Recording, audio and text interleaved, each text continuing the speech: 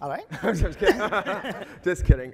So thank you very much for coming today. I've got a lot of paperwork and a lot of questions for you, but I know that we're gonna kind of meander. So hang with us here. It's gonna come all back. But yeah, just let's dive in about innovation first, because this is Innovate and Celebrate, and I want to make sure that we understand your thoughts on innovation. Sure. So I think we are living in absolutely the most amazing times in the human history. The next 10 years are going to fundamentally change the trajectory of how humanity lives. And here's the best part. All the innovation and all the disruption and all of the wonderful things are going to be coming out of the things that you are doing, that everyone around you is doing. And the reason for that is the cost of the technology is coming down really, really fast.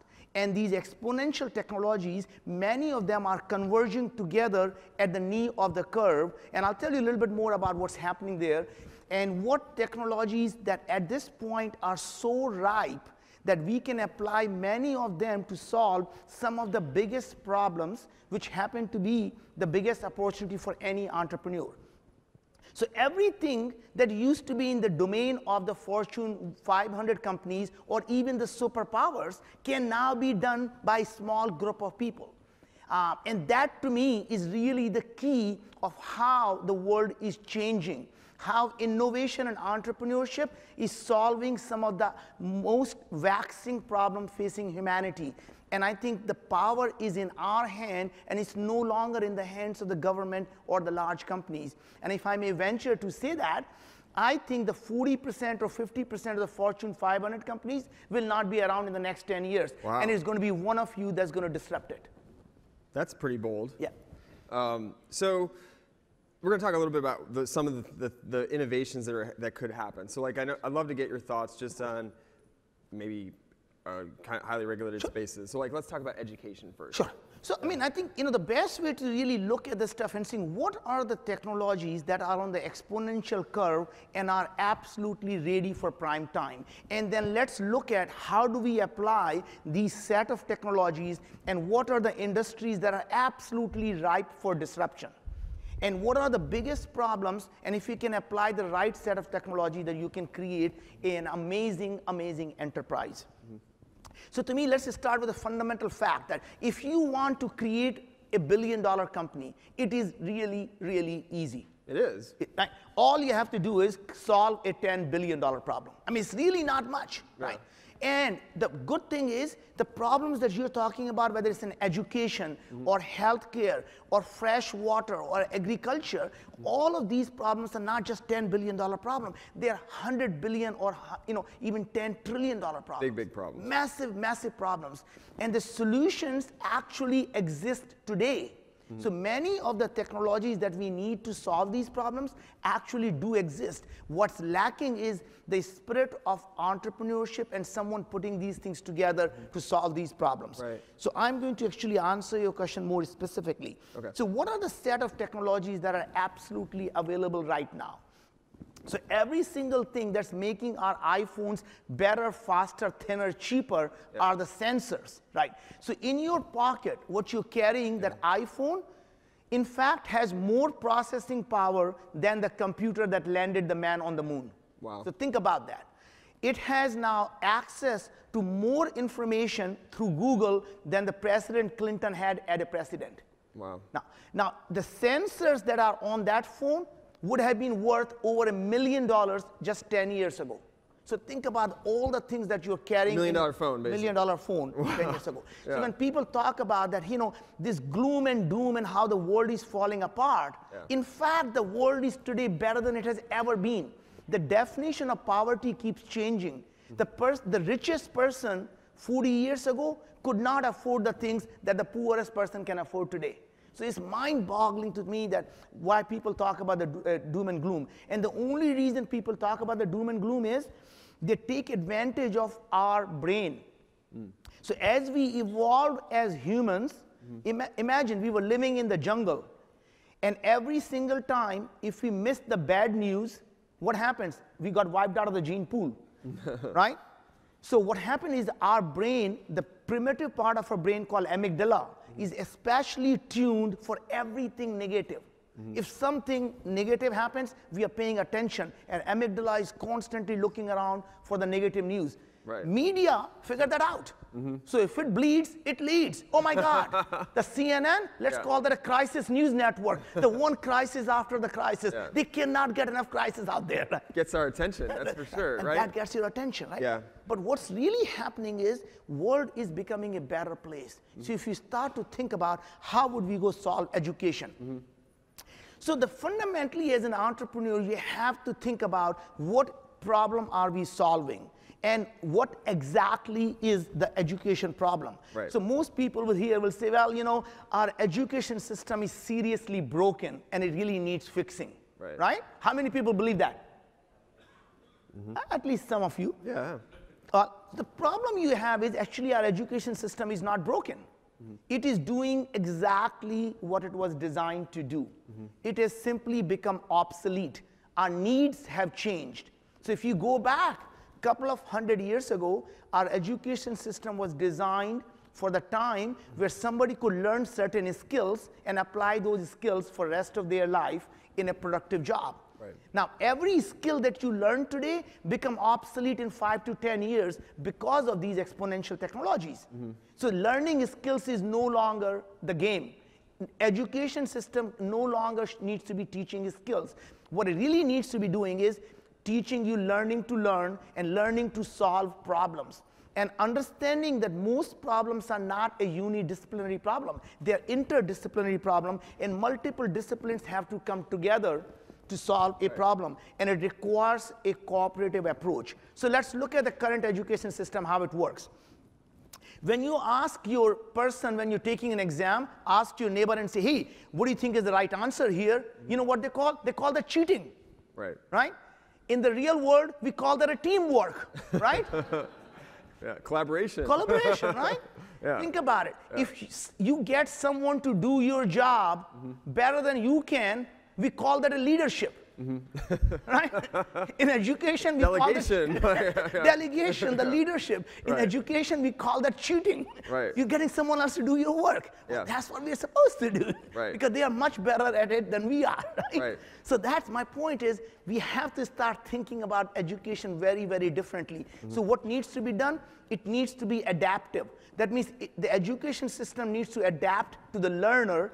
That means how a person learns. So it can be if I learn experimentally, if I learn graphically, if I learn different ways, the education system needs to adapt to me. It needs to change from a fixed time variable learning to fixed learning variable time.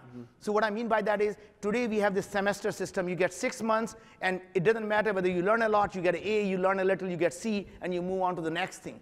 What if it's like a video game? You do not get to the level 2 until you master the level 1. And it doesn't matter whether it takes you 3 days, 3 months, or 3 years. You master one level and you go to the next level. So it's a fixed learning variable time.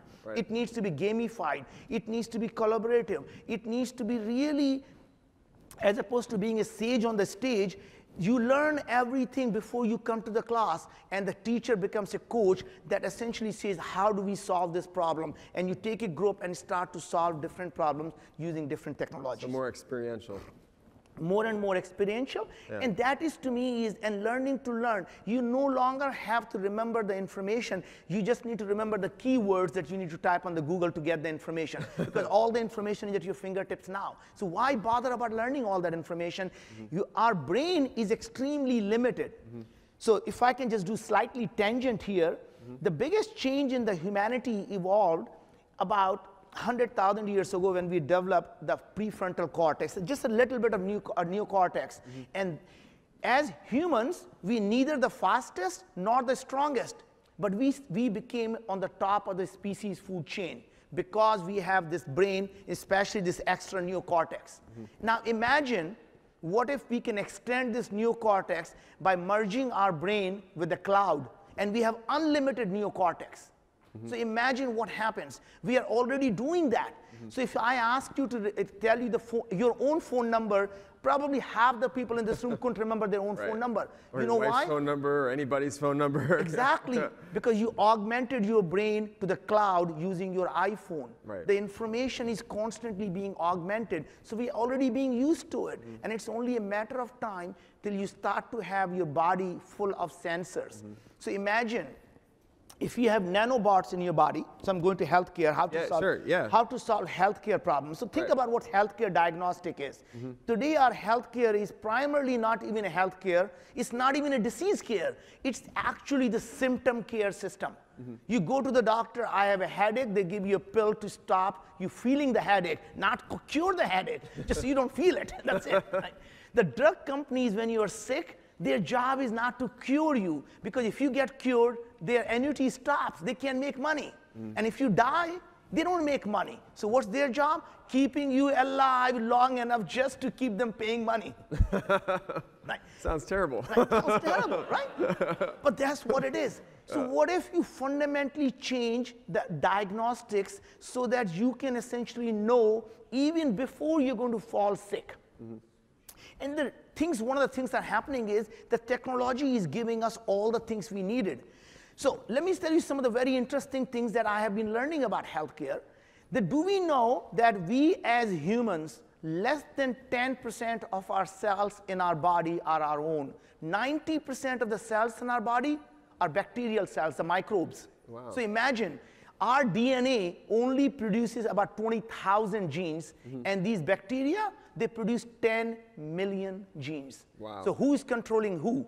So if you're really proud of who you are, let me tell you, you're a beautiful container for parasites. That's who we are, right? So now imagine, why did nature do that? Nature is pretty smart. It figured, why end up doing all the work yourself when we can create the humans, which are nothing but an ecosystem.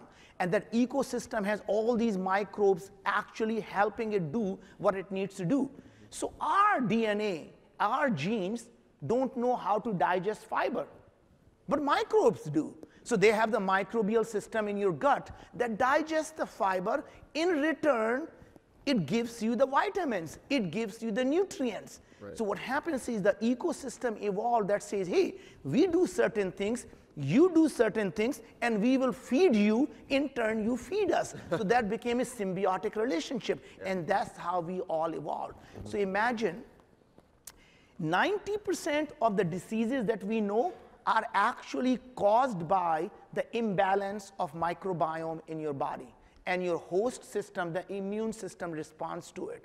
So what if you can control your microbes simply through diet and lifestyle? And if you do that, imagine all the diseases, the symptoms may be different, but the underlying cause is the same. So in some people, exactly the symptom may show up as depression or anxiety or obesity or high blood pressure, but they all are basically the imbalance of the microbial colonies, the richness of microbial colonies, and the immune system response to how hygienic you are.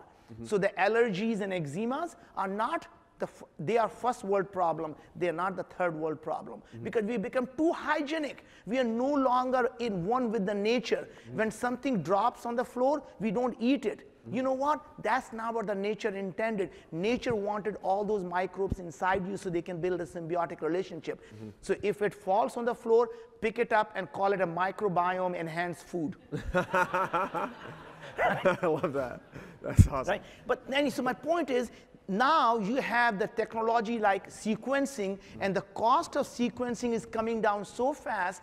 The first human genome sequencing cost us $1 billion. And now you can sequence the full genome in under $1,000, and it's dropping down to $100. Wow. You can start to do the whole microbe. $100? $100. Wow. And you're able to do the full microbiome sequencing for less than $50. Wow. Right? You can start to do the type of things that you want, the metabolic test, how the immune system is working, for less than $10. And these type of things, and now you have unlimited computing power at the cloud. You have unlimited bandwidth. The cost of computing is zero. The cost of storage is marginally zero. And all the sensors are coming down in price. What happens? the healthcare diagnostic is absolutely ripe for disruption. You can have a non-invasive way of detecting the pre-diabetes and control it before you ever have it. Right? You can control health. absolutely. Yeah. So it's not even about good health. Yeah. People don't want good health. Yeah. Can you believe that? What they want is a good life. And that is the distinction. Right. When you go to someone and say, don't smoke because it's bad for your health, you know what they say? I love smoking. I don't care about someday what happens. I want to live a good life today. Right. What if you tell the people the smoking cigarette makes you impotent? They drop the damn cigarette on a heartbeat. Yep. Right? The point is they want to live a good life. And what you do is provide the technologies that allows them to live a good life through good health. But not other way around. Don't give them a good health if they can't enjoy life. So give up your carbs, give up everything, and you will live a long time. And most people will say, why bother living, right? Right. Speaking of that, Right. let's transition and talk about something I think people have been Sure. waiting to hear about. Let's do that. Let's talk about the moon. Okay. Can you tell us a little bit about Sure. Moon Express, how that got started? Sure. So think about it. I'm going to talk about the world peace, and I'm going to talk about the moon in a second here. So, how do we as an entrepreneur create world peace, right? Right. So here's how I think we can create world peace. Think about what do we fight over. So if you think about all the fight and the wars, Space. they are about land, Yeah. they're about water, Yeah. and they're about energy. Yep. And all you have to do is look up. There is abundance of land, there is abundance of water, and there is abundance of energy, right? Only thing we have to do is make it accessible. So what if you could realize that living on the moon is no different than living in Australia, and it is going to be as cheap or even better with great neighborhood, right? With great views, and Great views. right? And That's you right. could live on the moon or the Mars or anywhere else just as easily, right? What if all the water that you need is available to you without having to carry it, because we know the moon has plenty of water, and there is an abundance of water in space. Energy. Imagine all the energy that falls on just our own planet.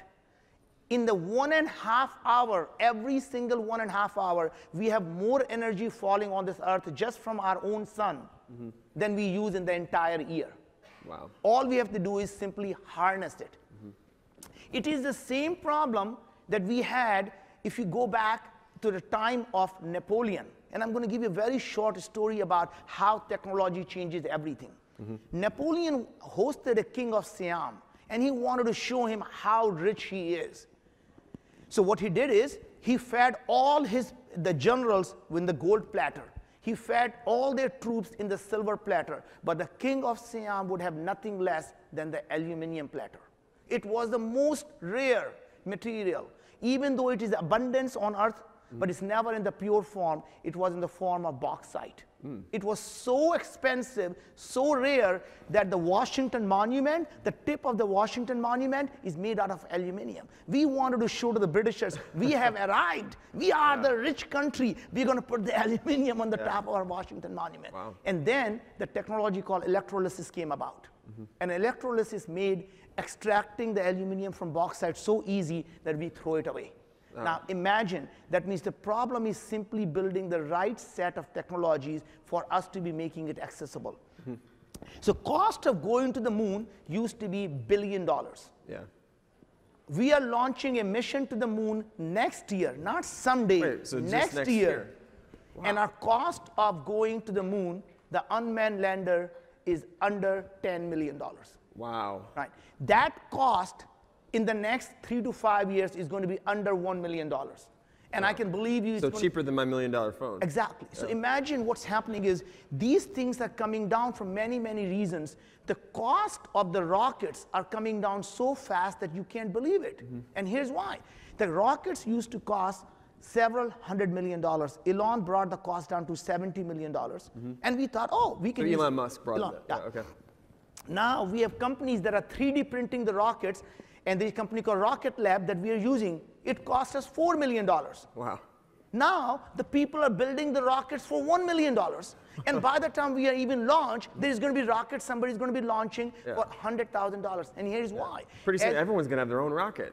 And honestly, that's what's happening, because you can 3D print these rockets and you make them reusable, and the cost is simply the cost of the fuel. Wow. Right? So And fuel, that's it.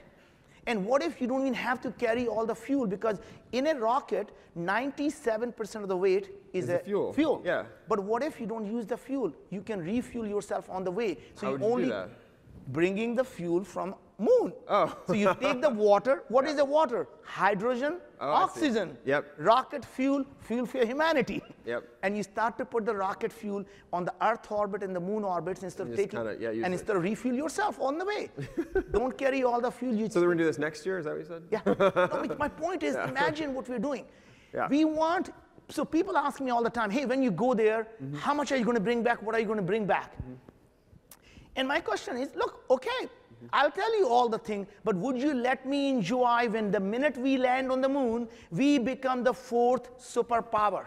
Let me enjoy that. Not only we become the first company ever to land on the moon, it's not the Germany or the France or UK, a small group of people become the 4th superpower. Right. Think about that. That's crazy. I mean, it is so inspiring. The landing on the moon is not about landing on the moon. It is showing what you and I are capable of doing. So imagine my journey coming to the United States with $5 in my pocket, growing up with no food to eat. And if I can dream so big that I can dream and make it happen to go to the moon, what will you do? There is nothing that's impossible. All that means is, do you have a mindset of scarcity or do you have a mindset of abundance? If you believe something is impossible, it becomes impossible for you, not for someone else, right? So just dream so big that people think you are absolutely crazy. Unless you happen to be crazy, in that case, all bets are off. Right?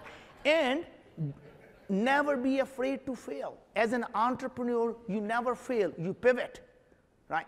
Every idea that does not work is simply a stepping stone to a bigger idea and a bigger success. So keep changing, keep learning, and until you give up, you have not failed, right?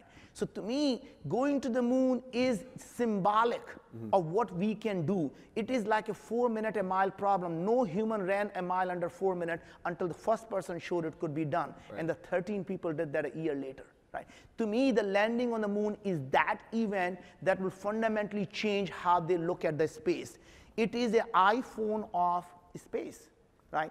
That means what applications will you build on top of that? Would it be simply bringing the moon rock back? Yeah. Why moon rock? Why moon rock? So moon rocks themselves are worth billions of dollars in my opinion, because they can fundamentally replace the diamond industry. Diamonds are not rare on Earth. They were simply made the symbol of love in 1950s by De Beers by simply hoarding them, right?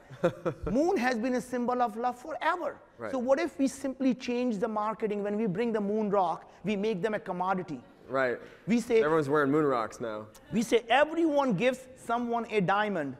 If you love her enough, you give her the moon. Don't promise her the moon.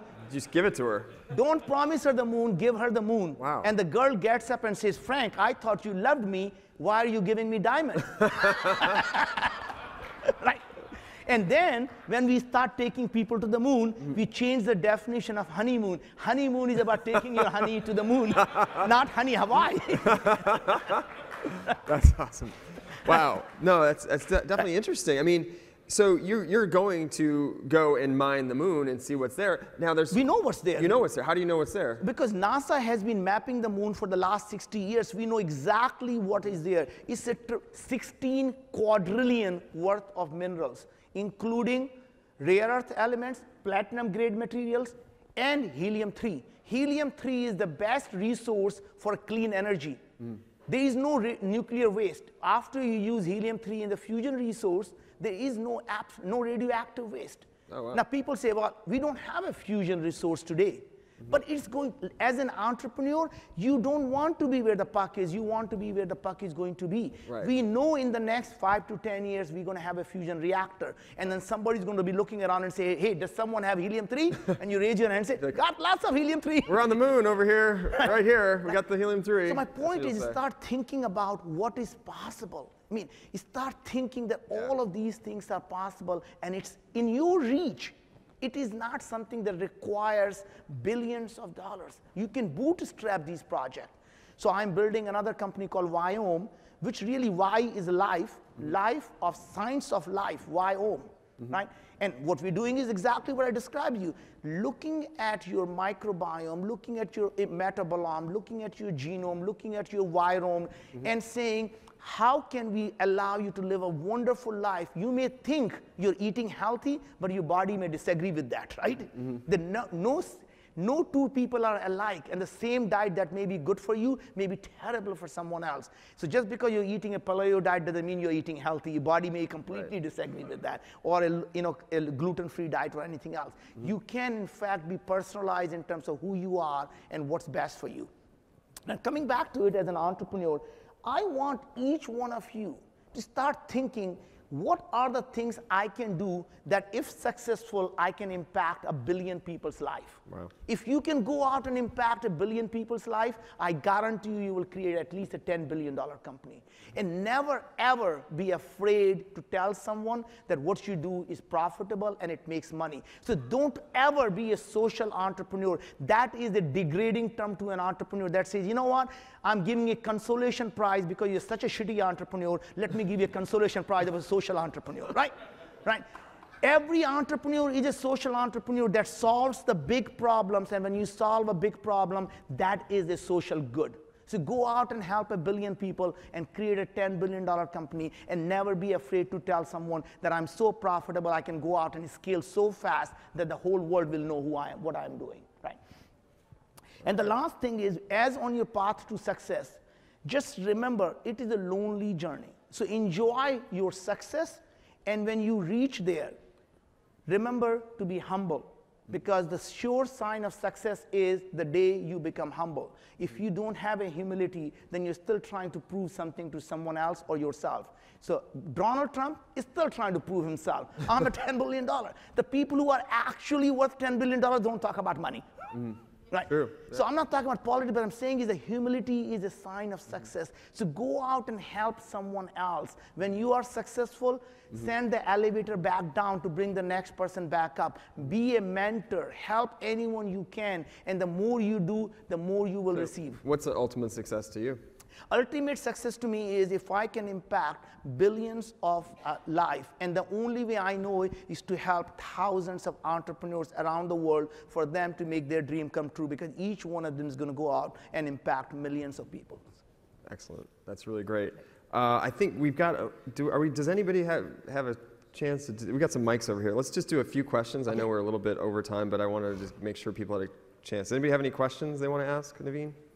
If you don't have a question, we can always do monologue. You know that. Yeah, I know that. I know that. Anybody? Anybody have a question for Naveen?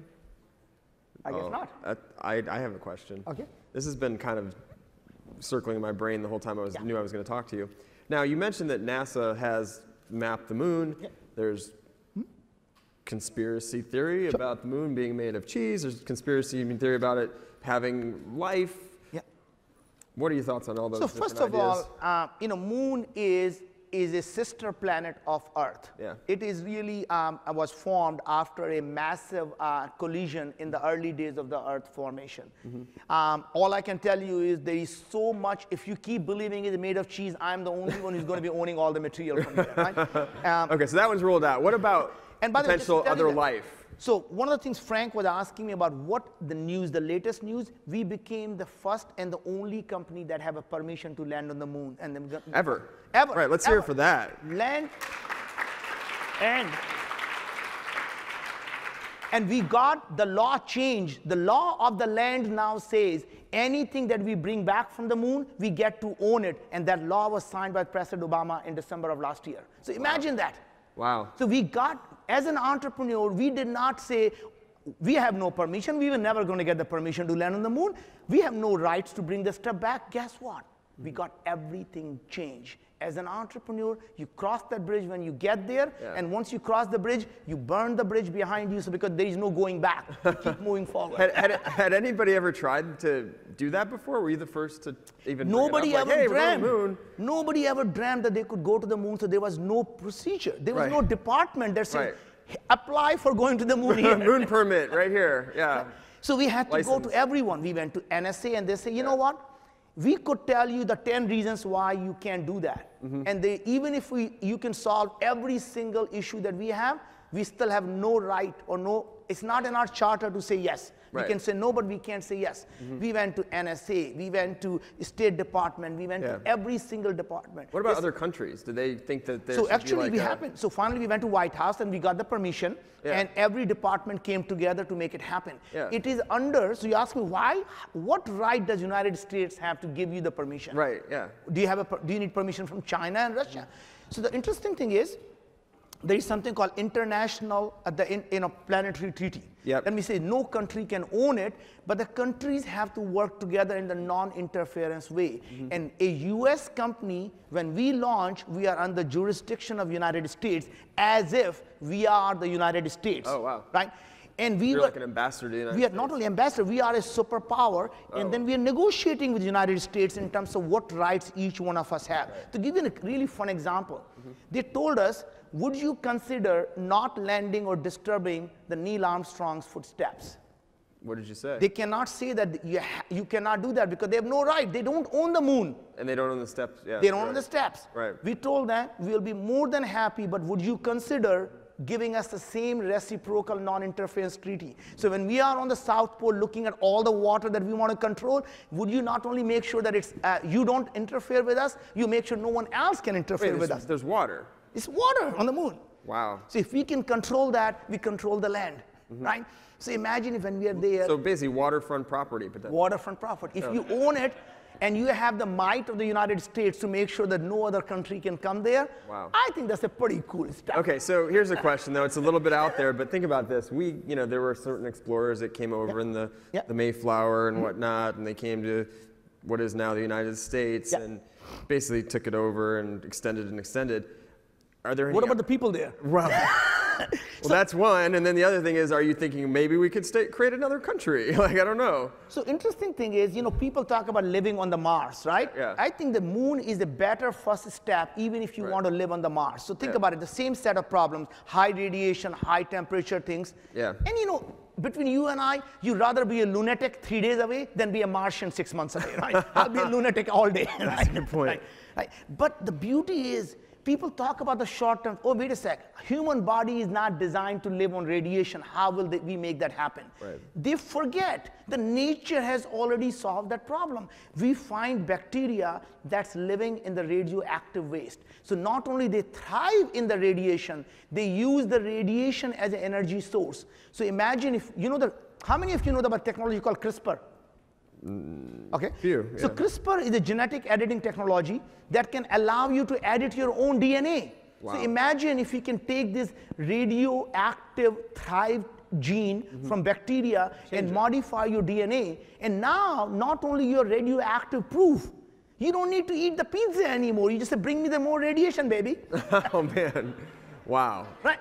Has anybody else thought of that before? That's just hanging out? No? Okay, one other question here. Yep. I know that we're a little over, so we're going to have to wrap soon. So, quick question. We have a lot of entrepreneurs here, and something I'm really curious about. You're doing something very bold, very new, disruptive. What are your recommendations or advice for failure and error recovery? Yeah. So as I mentioned that, there is no such thing called a failure. You don't fail. Your ideas may or may not work. So the entrepreneurship is not about starting a company.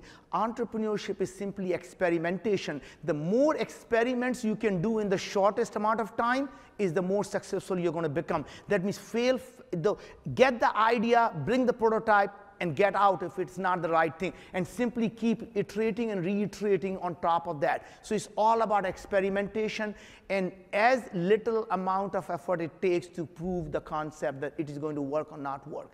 So I would say, first of all, starting a small idea is just as hard as big, so may as well dream big. May as well do something really, really massive that if you succeed, at least you have a great company and something you can be on the cover of Forbes someday.